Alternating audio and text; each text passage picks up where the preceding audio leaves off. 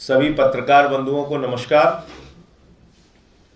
आज की ये महत्वपूर्ण प्रेस वार्ता भारतीय जनता पार्टी, जो भारतीय खोखा पार्टी के नाम से पूरे देश में मशहूर हो गई है, उस भारतीय खोखा पार्टी के कारनामों को लेकर बुलाई गई है। दिल्ली में आम आदमी पार्टी से 30 सीटें कम आने के बावजूद पिछले चुनाव के मुकाबले 80 सीटें हारने के बावजूद भारतीय जनता पार्टी अपने गंदे खेल के ऊपर उतर आई है। वही कारनामा विधायकों की खरीद फरोख्त का, जो उन्होंने महाराष्ट्र में, अरुणाचल में, उत्तराखंड में, मध्य प्रदेश में, कर्नाटक में किया, गोवा में किया, गुजरात में किया, वही खरीद फरोख्त का फार्मूला, वही खोखा खोखा का फार्मूला उन्होंने दिल्ली में शुरू कर दिया है। एमसीडी के पार्षदों को प्रलोभन देने का काम, धमकाने का काम दिल्ली के अंदर उन्होंने शुरू कर दिया। और मैं तो पहले दिन से कह रहा हूं कि भारतीय जनता पार्टी इतनी बेशर्म पार्टी है कि 30 सीटें कम होने के बावजूद कह रही है मेयर उनका होगा। लेकिन ये आम आदमी पार्टी के चुने हुए पार्षद हैं, पूरी निष्ठा और ईमानदारी के साथ अरविंद केजरीवाल जी के नेतृत्व में उनके साथ खड़े हैं। और इनके इस तरह के तमाम कारनामों को हमारे पार्षद समय समय पर उजागर करते रहेंगे। मैं मांग करूंगा दिल्ली के पुलिस कमिश्नर से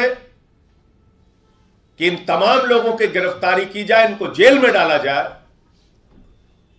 जो लोकतंत्र की हत्या करने का, पार्षदों की खरीद फरोख्त करने का, जनादेश का अपमान करने का प्रयास पैसे और धमकी के माध्यम से दिल्ली के अंदर कर चुके हैं, शुरू कर चुके हैं। हमारे बीच में डॉक्टर रोनाक्षी शर्मा जी हैं, जो 188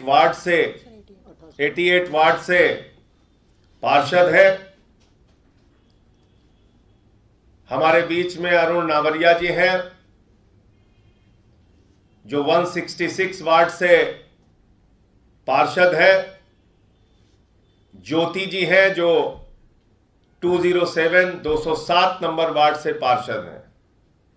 अब ये लोग अपनी अपनी कहानी, अपनी अपनी जो इनके साथ घटित हुआ, वो आपको बताएंगे कि किस तरीके से इनको अप्रोच किया गया, किस तरीके से इनको धमकाया गया। एक योगेंद्र नाम का व्यक्ति वो शर्मा जी को फोन करता है और कहता है कि भारतीय जनता पार्टी के प्रदेश अध्यक्ष आदेश गुप्ता जी बात करेंगे। और आदेश गुप्ता जी और भारतीय जनता पार्टी के लोग बाकायदा 100 करोड़ के बजट का जिक्र कर रहे हैं। कह रहे हैं एमसीडी में खरीद फरोख्त करने के लिए 100 करोड़ का बजट है हमारे पास। और ये 100 करोड़ का बजट तो मात्र 10 पार्षदों को खरीदने के लिए है। यानी कि एक पार्षद को खरीदने के लिए 10 खोखा भारतीय खोखा पार्टी ने निर्धारित किया है। तो मैं चाहूंगा पहले आप अपनी बात रखेंगे, उसके बाद अरुण नावरिया और इनके कार्यकर्ताओं को किस तरीके से धमकाया जा रहा है वो भी अपनी बात रखेंगे, और किस तरीके से ज्योति जी को अप्रोच किया गया और उनके साथ भी यही हथकंडा अपनाने का प्रयास किया गया, वो भी अपनी बात रखेंगे।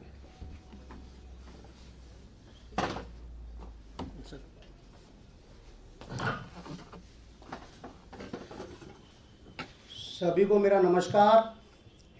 परसों शाम को फोन आता है सुभाष जी के पास, श्रीमान योगेंद्र चंदोलिया। अपना परिचय एक बार दे दीजिए। हाँ। मैं पिंटू शर्मा, वार्ड 88 वार्ड से डॉक्टर रोनाक्षी जी का फादर हूँ।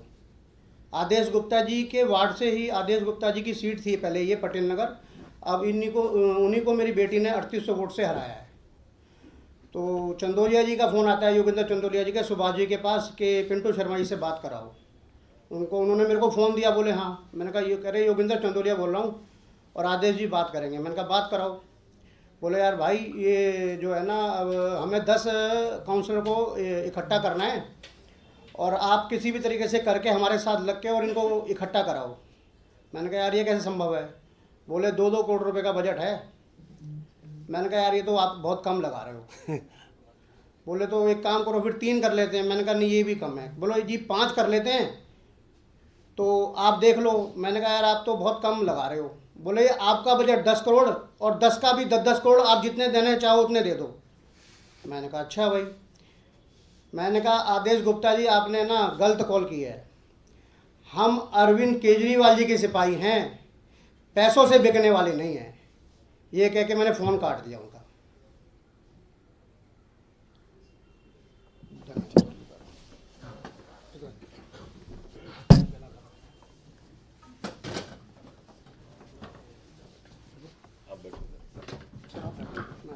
उस तरफ आ जाओ, आप इधर आ जाओ, इधर। तुम बैठो अरुण, वो तुम्हारी सीट बैठ जाएगी। शर्मा जी इधर आ जाओ, इधर से। आप सभी को मेरा नमस्कार। मेरा नाम है अरुण नावरिया, वार्ड 166 कुछ बिहार से अभी पार्षद बना हूँ आम आदमी पार्टी की तरफ से। मेरे को टिकट मिली और मैंने चुनाव लड़ा। चुनाव लड़ते समय मेरे साथ बहुत से सहयोगी थे जो कि मेरा साथ दे रहे थे। उन सबको डराया गया, धमकाया गया, उन्होंने मेरा साथ नहीं दिया फ्रंट पे आके। तो मेरे साथ कॉलेज के बच्चे, कोई एडवोकेट, कोई स्पेशल चाइल्ड जो टीचर होते हैं, वो मेरे साथ लगे। जो मेरे साथ दिख रहा था उसके घर पे जाया जा रहा था, उसे कॉल करा जा रहा था, उसे धमकाया जा रहा था। वो फिर भी पीछे नहीं हटे, उन लोगों ने मेरा साथ दिया। जो लोग गली मोहल्ले के हैं उन्होंने हमारी आम आदमी पार्टी की लड़ियाँ होती हैं जो लगाई जाती हैं, उसको लगाया तो उनको गालियाँ बकी गई गंदी गंदी घरों पे जाके। उन्होंने बर्दाश्त किया और वो कह रहे भाई हम गुंडों के आगे नहीं लड़ सकते, लेकिन हम पीठ पीछे आपका साथ देंगे। मैंने आप मेरा साथ दीजिएगा, मैंने हाथ जोड़ा, उनसे समर्थन मांगा। अब जब मैं जीत चुका हूँ, पार्टी ने जो टिकट दी और मैं जीत के आया, मैं 3607 वोटों से जीता हूँ, 3607। तो जो हमारे पार्षद जी थे, वो पार्षद जी, उनकी वाइफ ऑलरेडी पार्षद थी वहाँ पे बीजेपी से, कांग्रेस से भी चुनाव लड़े थे और आम हाथी वाले चुनाव जो बीएसपी उससे भी लड़े थे। तो अब क्या है, जो हमारे लोग जो काम कर रहे थे ना, उन लोगों को लोग धमका रहे हैं कि अब तुम संभल के रहना, तुम लोगों को छोड़ा नहीं जाएगा। और साथ साथ मेरे लिए बिल्कुल कहा जा रहा है स्पष्ट रूप से कि मतलब कि शपथ लेने से पहले इसको जान से मार देंगे, इसको जीने नहीं देंगे, ये करके मेरे से बोला जा रहा है। और मतलब डायरेक्ट मुझे नहीं बोला गया, जितने मेरी टीम के लोग थे, टीचर थे, सबों को बोला जा रहा है कि भाई उससे बोल देना। और कुछ ने तो मेरे को बड़ी सिंपैथी दिखाई और उन्होंने बोला अरुण थोड़ा संभल के रहियो, हमें गलत सुनने को मिल रहा है और हो सकता है तेरे पर हानि भी हो जाए और तेरे पे हमला हो जाए। तो मुझे समझ नहीं आ रहा ये कौन कर रहा है कौन नहीं कर रहा, लेकिन जो हमारे लोगों को डराया गया, धमकाया गया और आज हमें जान से मारने की धमकी जा रही है, तो ये मेरे को समझ नहीं आया कि हमारे देश में चल क्या रहा है। तो मेरे को लगा मैंने अपने सर को बताऊं और मैंने इसलिए आप सबके सामने ये बात रखी। धन्यवाद। ज्योति जी के पति हैं, इनके पास भी फोन आया था, तो मैं इनसे चाहूंगा ये भी अपनी पूरी दास्तां बताएं।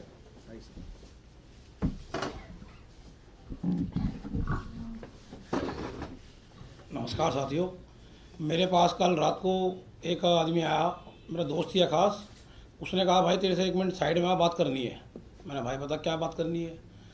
उसने कहा तेरे लिए एक ऑफ़र आया मेरे पास बीजेपी की तरफ से, आपको क्रॉस वोटिंग करनी है और आपको इस काम के लिए 50 लाख रुपए मिलेंगे। मैंने भाई तो गलत रास्ता खटखटा रहा है, हम बिकने वाले खिलाड़ी नहीं हैं। कह रहा देख ले एक बार, क्रॉस वोटिंग करने में पता नहीं चलता किसने किसको वोटिंग करी है, कोई पता नहीं चलता सदन में आप किसको वोट कर रहे हो, कोई पता नहीं कर पाएगा किसको वोट किया है। तो एक बार सोच ले और हमें कल तक बता दे तो क्या करना चाहता है, तो हम तेरे पास आ जाएंगे। अगर तेरी डिमांड ज़्यादा है तो वही बता दियो, एक बार विचार कर ले। तो मैंने अपनी पार्टी को बताया कल रात को ही कि ऐसे फ़ोन आया, तो आज इसके लिए आपके सामने हमने अपनी बात रखी है। धन्यवाद। आपका नाम क्या? मेरा सुभाष चंदाना, 207 वार्ड से, विश्वास नगर। ज्योति जी पार्षद है 207 वार्ड, विश्वास नगर, सुभाष। इधर आ जाओ, इधर आ जाओ। ये ज्योति के हस्बैंड है, कुर्सी उनकी इधर लगा। गला बैठा हुआ था। हाँ नहीं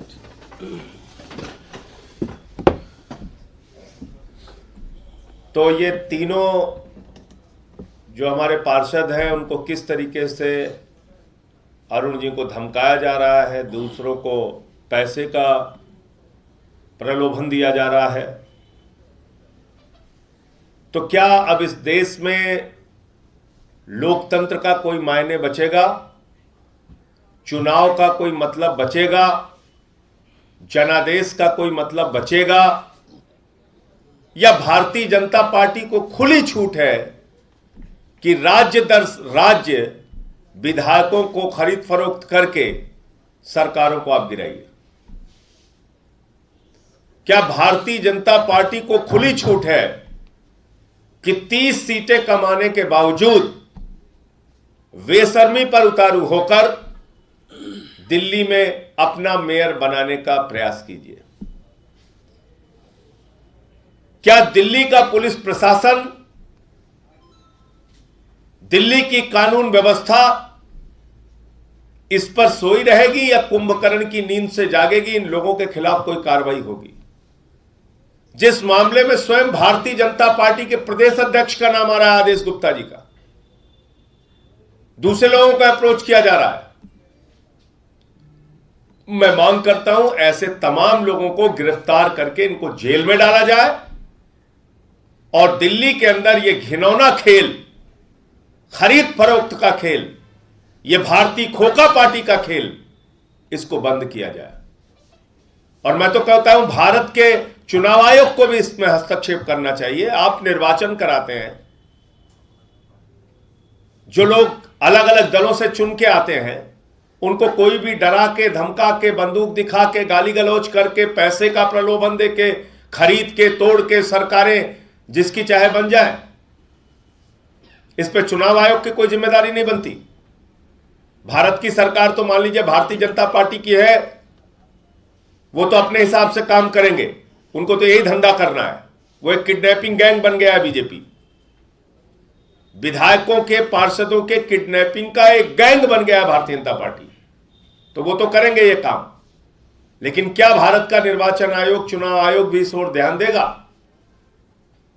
वरना चुनाव का क्या मतलब रह जाएगा और जो अलग अलग दलों से लोग जीतते हैं उसका क्या मतलब रहेगा फिर? बहुत बहुत धन्यवाद। सर एक सवाल है, बीजेपी ने प्रेस कॉन्फ्रेंस की है और उनके प्रेस कॉन्फ्रेंस में मोनिका है जो भी जीती है वहां से, उनका ये कहना है कि शिखा गर्ग आपकी कार्यकर्ता है, नेता है, श्रुति गुप्ता जी के साथ रहती है, उनका सीसीटीवी जारी किया है कि वो घर पर गई और उन्होंने ऑफर दिया है, और बीजेपी ये कह रही है कि ऑपरेशन झाड़ू आप लोग भी चला रहे हैं। देखो, ऐसा है कि मैंने कहा तो कि भारतीय खोखा पार्टी वाले जो लोग हैं उनका दिमाग खाली इन्हीं बातों में लगा हुआ है कि दिल्ली में कैसे, आप सोचिए ना, वो तो आधिकारिक रूप से कह चुके हैं 30 सीटें कम होने के बावजूद, वो तो मीडिया में उनका जो आईटी सेल का हेड है उसने ट्वीट करके इनके प्रदेश अध्यक्ष बेशर्मी के साथ, ये लोग तो कैमरे पे बोल चुके हैं कि हम मेयर अपना बनाएंगे। तो कोई इनसे पूछे कि जब तुम 30 सीटें कम हो आम आदमी पार्टी से तो मेयर अपना कैसे बनाओगे? क्या धंधा है तुम्हारा? कौन सा काम करने जा रहे हो तुम? कौन सा घिनौना खेल खेलने जा रहे हो तुम? तो बीजेपी तो आधिकारिक रूप से कैमरे पे बोल चुकी है हारने के बावजूद। धन्यवाद। 4 बजे एसीबी में शिकायत दर्ज करेंगे, 4 बजे एसीबी में वो शिकायत करेंगे। उन्होंने आरोप जो आप आरोप पर लगा रहे हैं, वही आरोप आप पर लगा रहे हैं, उन्होंने सीसीटीवी भी पेश किया है। तो ये एक तरफ आप भी आरोप लगा रहे हैं, वो भी आरोप लगा रहे हैं आपके पास। हमारे पास जो फोन वगैरह आए, हम भी अभी पार्टी के अंदर चर्चा करके आगे क्या कानूनी कार्रवाई करनी है वो उस पर हम लोग भी काम करेंगे। वहीं कांग्रेस के भी पार्षद कल शामिल हुए थे, वो दोबारा कांग्रेस में चले गए, रात को बयान भी जारी किया अली मेहंदी ने। इसे आप किस तरह से देख रहे हैं घटनाक्रम? उनका बयान मैंने सुना और उसमें उन्होंने ये बात कही है कि मैं इस कारण से गया था कि अरविंद केजरीवाल जी के साथ जो मिलकर अपने क्षेत्र का काम करेंगे, बाकी अब उनके दल के लोगों ने उन पे संपर्क किया होगा, फिर वो है उनके साथ। बीजेपी आप पे यही आरोप लगा रही है। कल दुर्गेश जी भी कह रहे थे कि हम आपका स्वागत कर रहे हैं, आप भी हमारे से ज्वाइन करिए, बीजेपी के, कांग्रेस के भी आइए। तो अगर वो जा रहे हैं, आ रहे हैं, तो फिर दिक्कत क्या हो रही है? भैया, कौन सा दल है मशहूर? कौन सा दल है मशहूर देश भर में भारतीय खोखा पार्टी के रूप में? कौन सा दल है जो विधायकों का अपहरण करता है, सरकारों को गिराता है?